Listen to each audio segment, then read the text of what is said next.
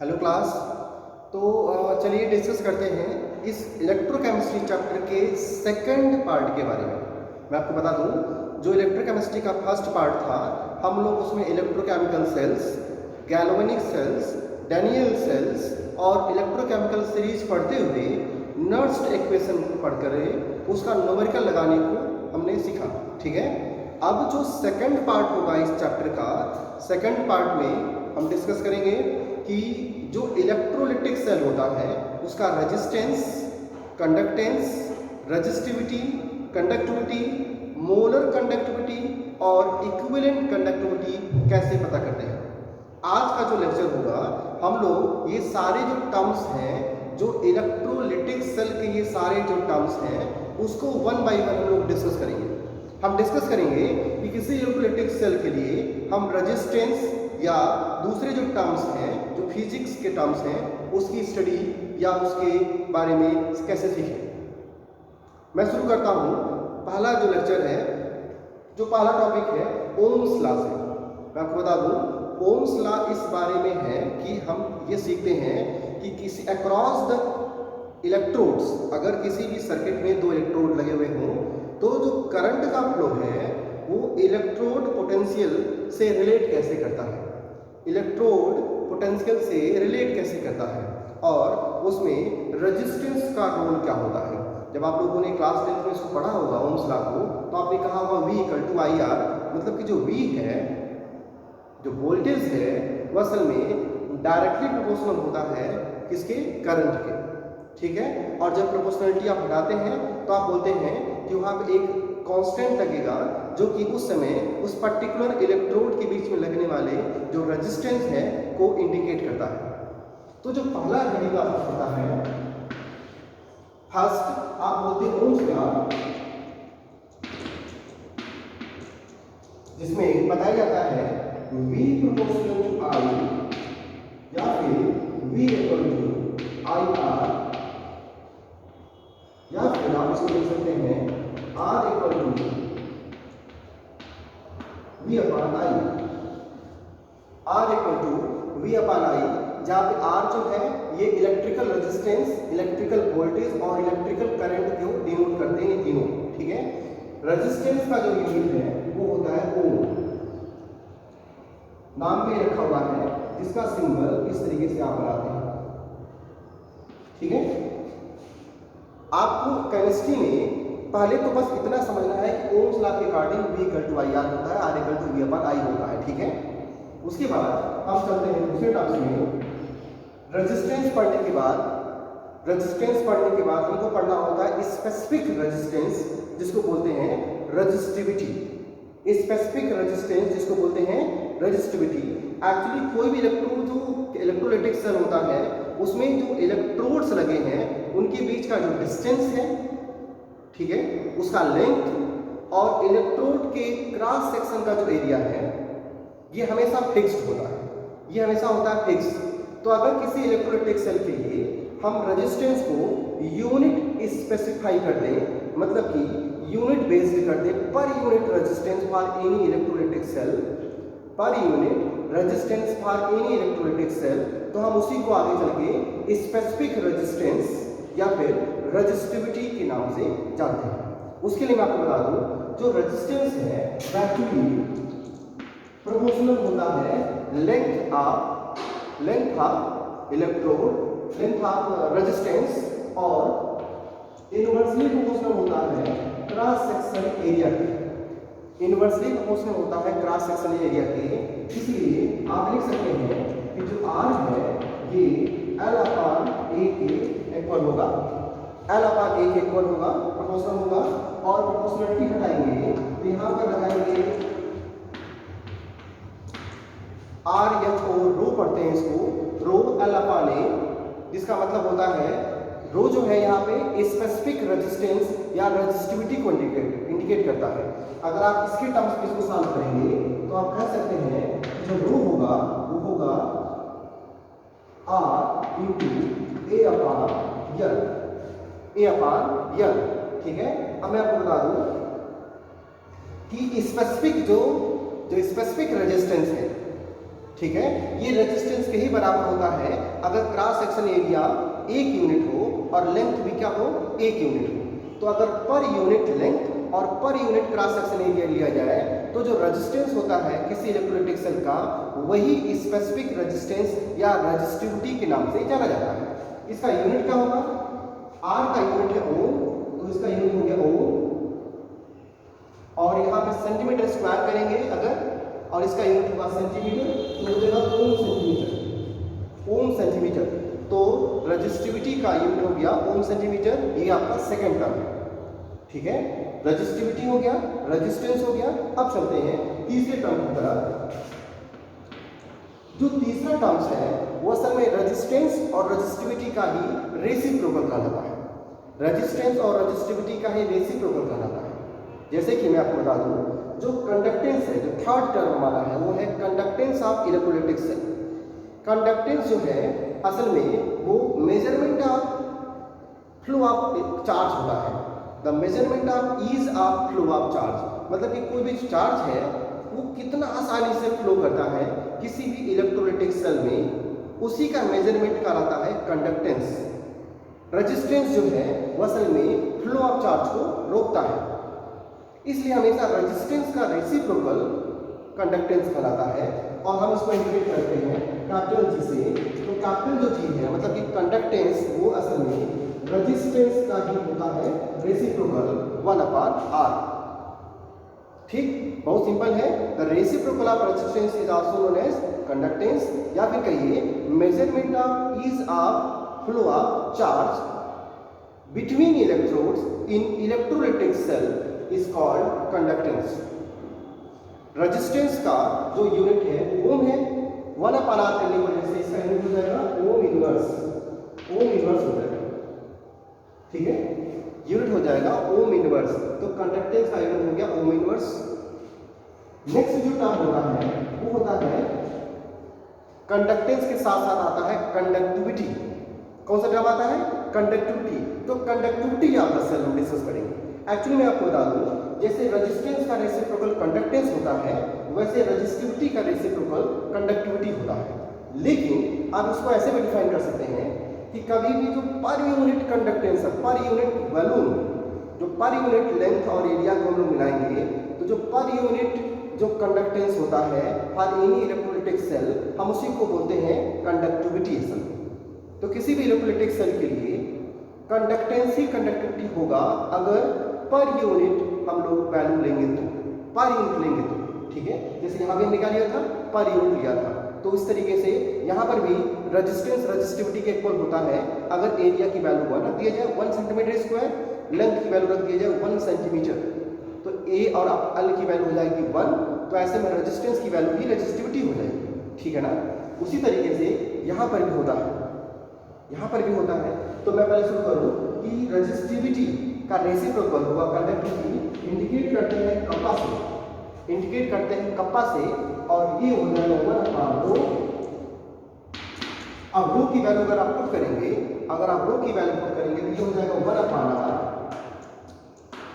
और ये हो जाएगा L/A, हो जाएगा L/A, ठीक है। थोड़ा इसको सॉल्व करेंगे तो देखेंगे 1/r जो है वो असल में कंडक्टेंस होता है।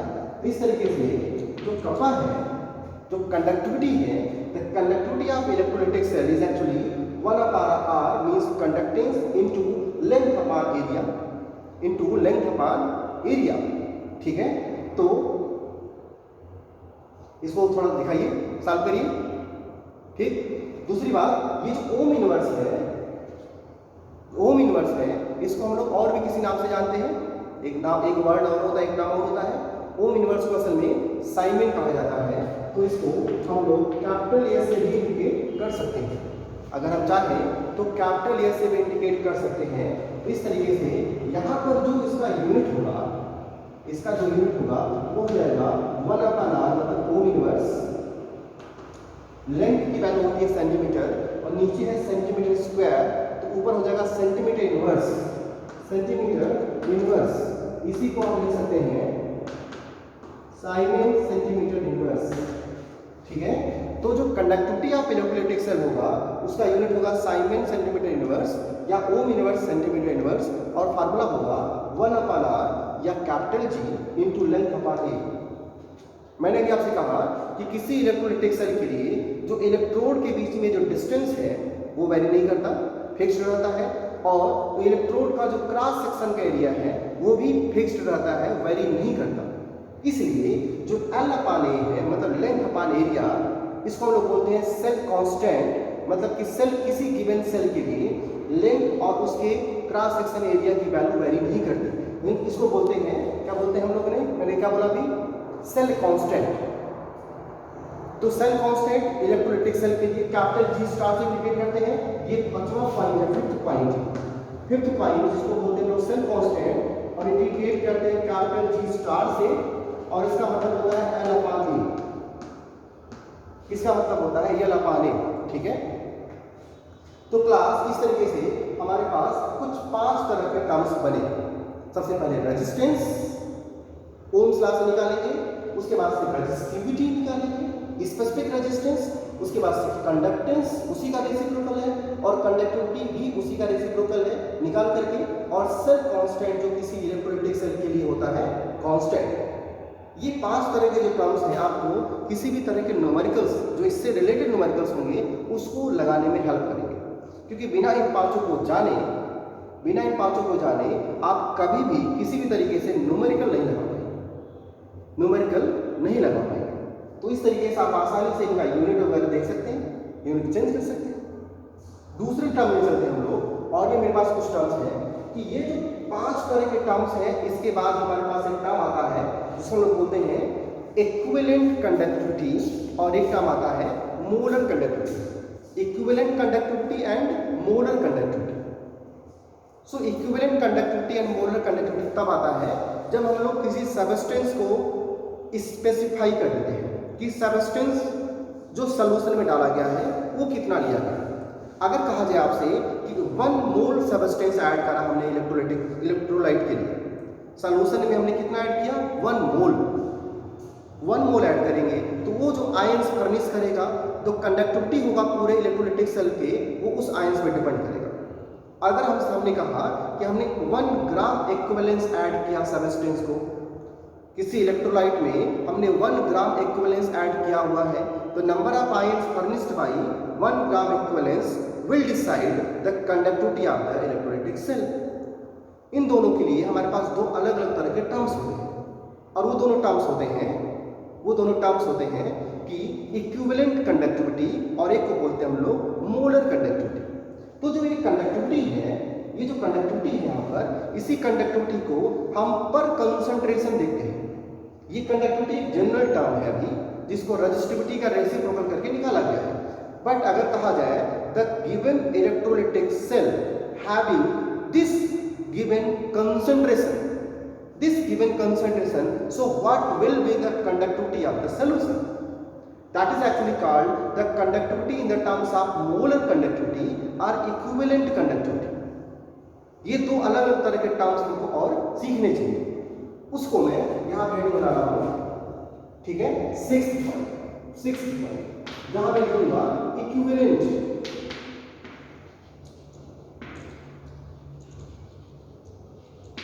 conductivity।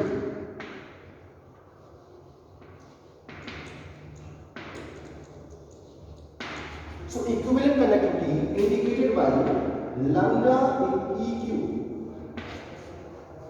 मैं फिर रिपीट कर दूं, इक्विवेलेंट कंडक्टिविटी एक्चुअली 1 ग्राम एक्विवेलेंस पर बेस्ड होता है। मतलब कि कंडक्टिंग, अगर मैं डिफाइन करूं, मैं बोलूंगा the conducting power of any electrolytic solution having ions furnished by 1 gram equivalence of any substance at given temperature।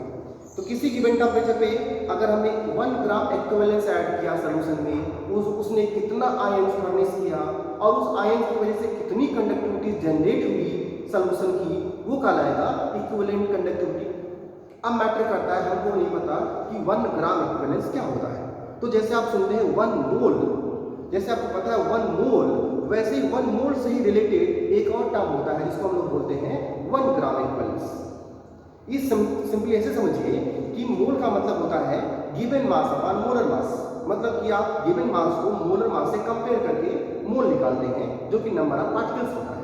वैसे ही अगर किसी गिवन मास को इक्विवेलेंट मास से कंपेयर करें, इक्विवेलेंट मास से कंपेयर करें तो हम उसको बोलते हैं number of gram equivalence.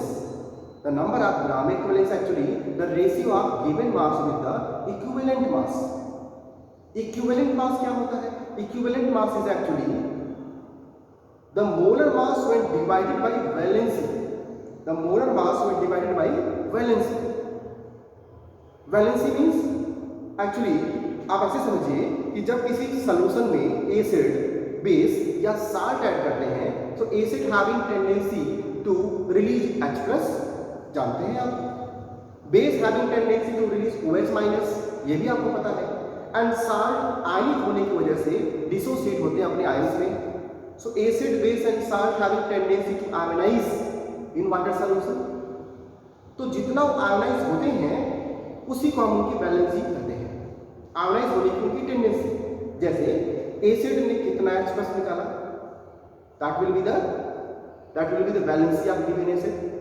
Base ने कितना OH माइनस निकाला, या साल्ट ने कितने आयंस में फर्निश हुआ, ठीक है, तो हम कहते हैं उसको वैलेंसी या एन फैक्टर।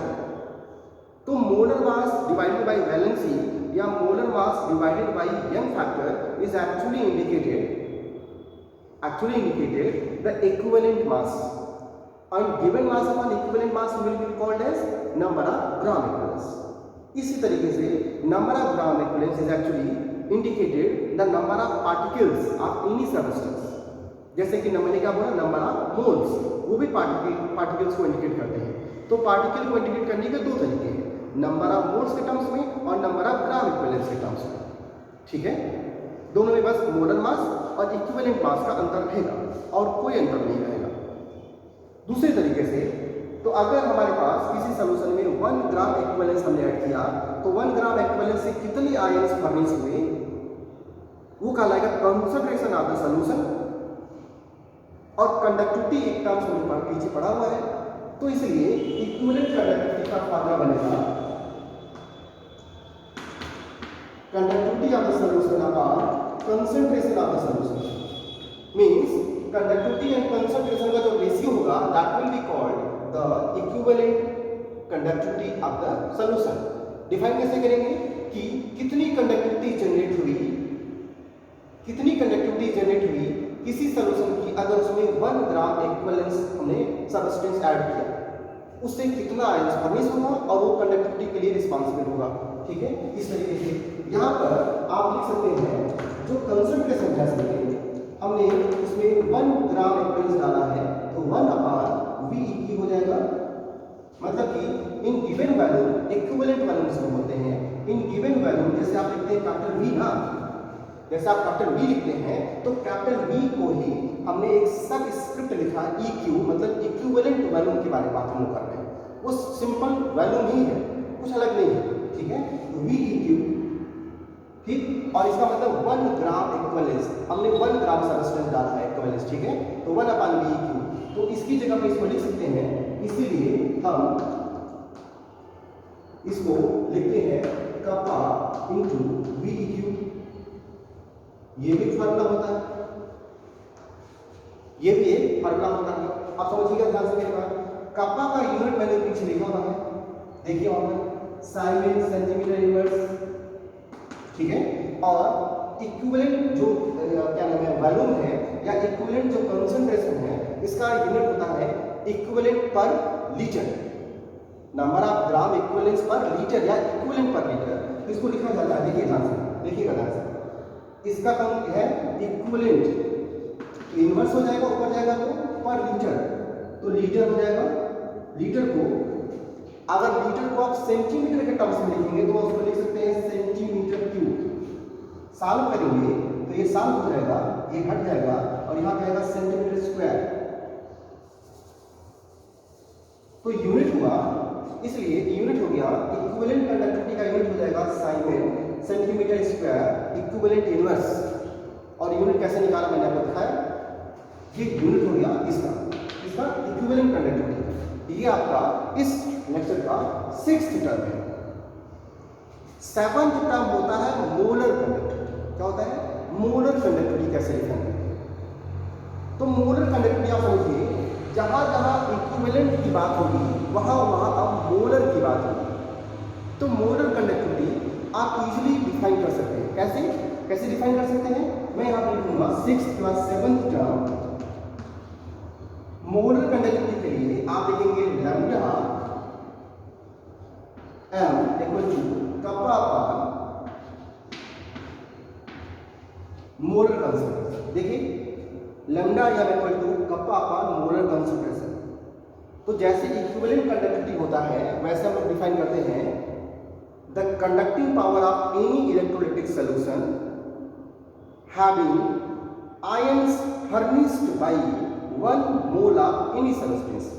मतलब अगर किसी सॉल्यूशन में 1 मोल आपने सब्सटेंस डाला, 1 मोल सब्सटेंस ऐड करने से कुल कितने आयंस फर्निश हुए, उन सारे आयंस की वजह से क्या कंडक्टिंग पावर होगा उस सॉल्यूशन का, हम उसको बोलते हैं मोलर कंडक्टिविटी। उसके लिए कंडक्टिविटी को मोलर कंसंट्रेशन से हम लोग क्या करते हैं? डिवाइड करते हैं। तो फार्मूला वही रहेगा कप्पा अपान Cm। देख लीजिए जहां पे EQ था वहां हमने m लिख दिया है, तो ऐसे में यहाँ पे Cm = हो जाएगा 1/Vm मोलर वैल्यूम, मतलब volume used during a concentration in moles. और इस तरीके से ये फार्मूला ऐसे निकल के आएगा। यहाँ पे जो यूनिट है ये भी यही रहेगा, बस EQ की जगह पे क्या हो जाएगा? मोल इनवर्स हो जाएगा। EQ की जगह पे मोल इनवर्स हो जाएगा, तो इसका यूनिट हो जाएगा sine centimetre square mole inverse. Unit हो जाएगा मोल इनवर्स। ठीक है, तो इस तरीके से ये आपका टर्म आ जाएगा यहाँ पर molar conductivity of any electrolytic solution is equal to conductivity upon molar concentration, और यूनिट हो जाएगा sine centimetre square mole inverse. अब जो दूसरा जो इंपॉर्टेंट टर्म है वो ये ध्यान रखिएगा, हमेशा जो कंसंट्रेशन होता है इक्विवेलेंट के टर्म्स में उसी को हम बोलते हैं नॉर्मैलिटी। क्या बोलते हैं? नॉर्मैलिटी। तो this is called normality of the solution and this is called molarity of the solution. Molar concentration means molarity of the solution, mole per liter. Equivalent concentration means normality of the solution, number of gram equivalents per liter. तो CEQ की जगह पे आप normality और CM की जगह पे molarity भी मेंशन कर सकते हैं। ये आज का पूरा लेक्चर है जिसमें हम लोगों ने इतने सारे टर्म्स, जो 7 टर्म्स हैं, इसके बारे में डिस्कस किया। इन सारे टर्म्स के फार्मूले को आप देखिए, क्योंकि इसका यूज हम लोग करेंगे न्यूमेरिकल लगाने में। अगले लेक्चर में मैं इस पे बेस्ड आपको न्यूमेरिकल सिखाऊंगा। इस पे बेस्ड क्या सिखाऊंगा? न्यूमेरिकल, कि न्यूमेरिकल कैसे लगाते हैं। आप स्क्रीनशॉट लेकर के इसको नोट करिए और पता करिए कि ये कैसे होगा। ठीक है, स्क्रीनशॉट लीजिए, ले लिया? अब सुनिए मेरी बात, इस पे हम लोग नेक्स्ट लेक्चर में क्या सॉल्व करेंगे? न्यूमेरिकल बहुत इंपॉर्टेंट है। इसमें सारे तरह के टर्म्स हम लोग यूज करेंगे और कोशिश करेंगे कि न्यूमेरिकल लगाना हम लोग सीख जाए। ठीक है, गुड।